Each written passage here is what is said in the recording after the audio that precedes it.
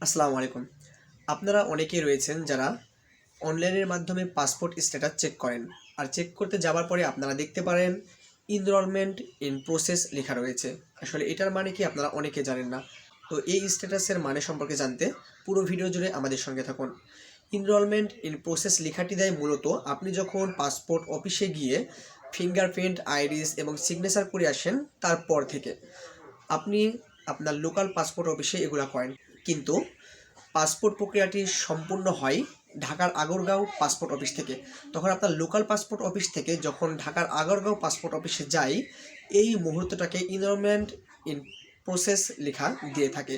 আর এটা সাধারণত 1 থেকে 3 দিন পর্যন্ত সময় লেগে থাকে এই প্রসেসটার ক্ষেত্রে। তারপরে ওখানে যখন পৌঁছে যাই তখন পরবর্তী স্ট্যাটাস শো করে। আশা করি আপনারা বুঝতে পেরেছেন এনরোলমেন্ট ইন প্রসেস অপশনটি কেন দেখা দেয়। পাসপোর্ট রিলেটেড যে কোনো তথ্য পেতে আমাদের সঙ্গে থাকুন। ধন্যবাদ।